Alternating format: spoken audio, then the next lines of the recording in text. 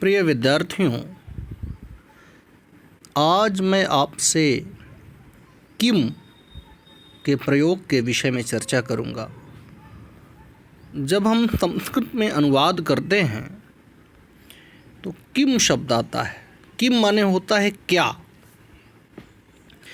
अब यही किम अगर पुल्लिंग में प्रयोग होता है तो इसका रूप चलेगा कह, कौ के।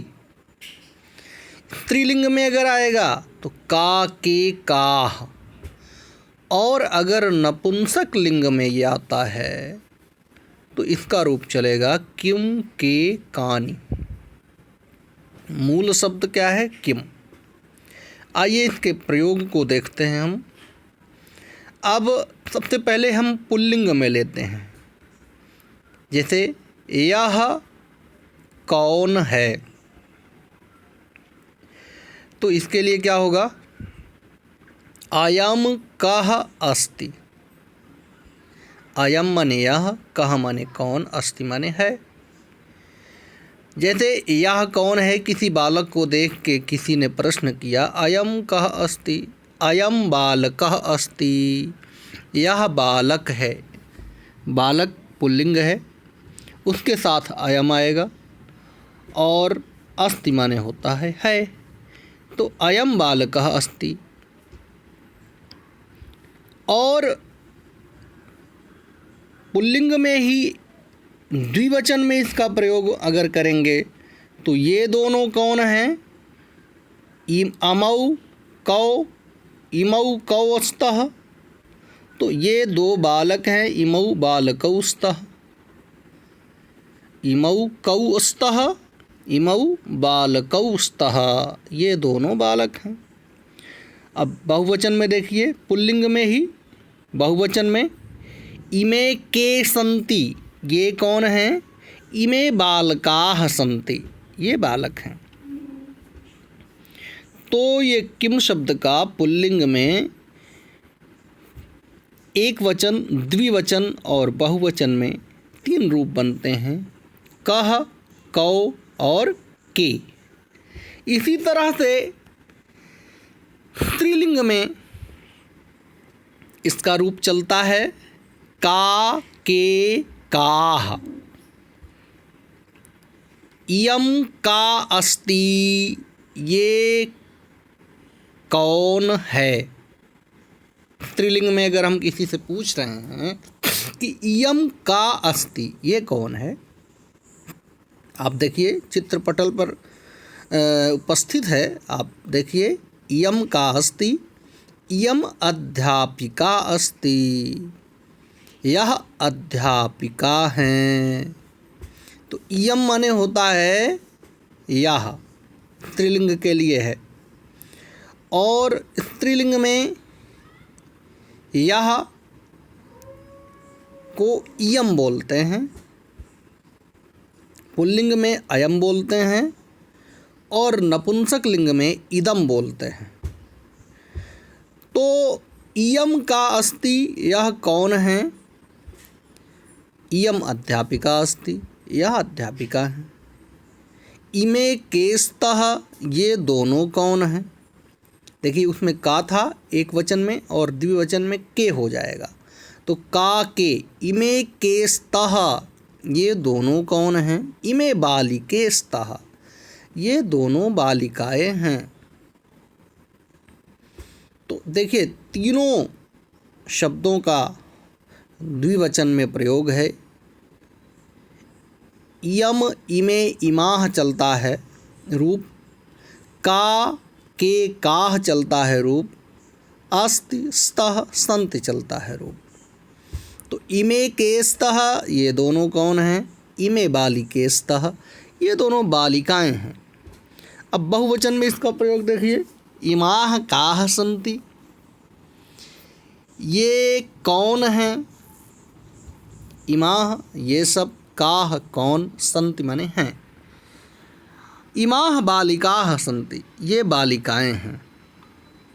तो काह जो है, किम शब्द का स्त्रीलिंग में बहुवचन में जो रूप बनता है वो है काह। इसी तरह से नपुंसक लिंग में हम आते हैं। आप लोग जानते हैं कि संस्कृत में 3 लिंग होते हैं, पुल्लिंग, स्त्रीलिंग और नपुंसक लिंग।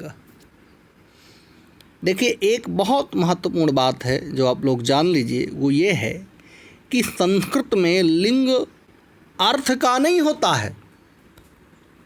संस्कृत में जो लिंग होता है वो शब्दों का होता है, अर्थ से उसका कोई लेना देना नहीं है, शब्द का लिंग होता है।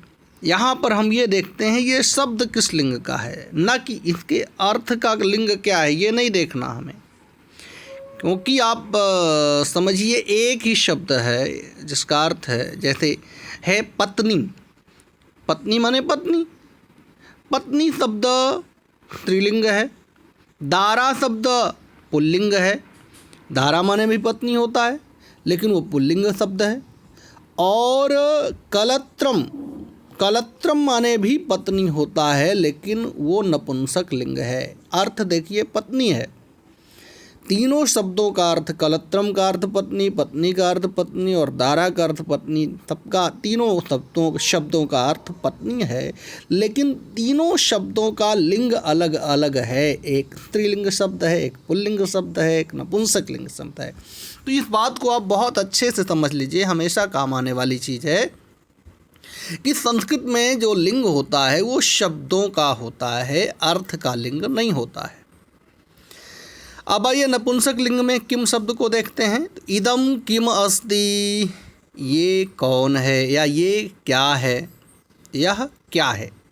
नपुंसक लिंग में इदम किम अस्ति, यह क्या है। इदम पुष्पम अस्ति, पुष्पम शब्द क्या है, नपुंसक लिंग है। यह फूल है। इमे केस्तः, ये दोनों कौन है। इमे फलेस्तः, फलम शब्द संस्कृत में नपुंसक लिंग है, इसलिए इसका रूप चलता है फलम फले फलानी। तो इमे फलेस्तः, ये दोनों फल हैं। अब नीचे आइए, इमानी कानि सन्ति, ये सब क्या हैं। इमानी पुस्तकानि सन्ति, ये पुस्तकें हैं।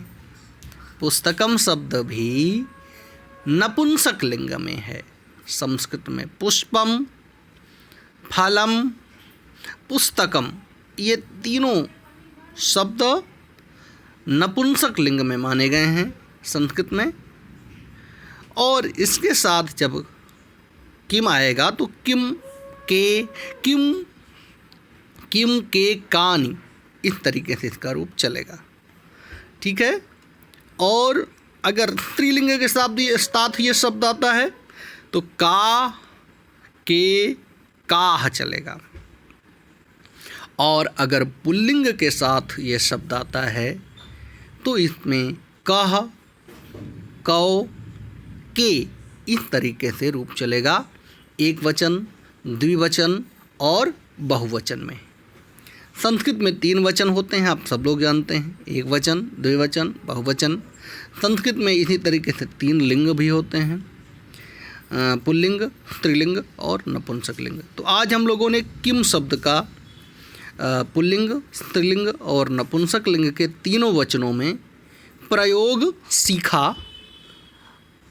इसको आप लोग ध्यान से समझिए और हृदयंगम करिए। ठीक है। और फिर से हम दूसरे वीडियो में नए विषय के साथ मिलते हैं। धन्यवाद।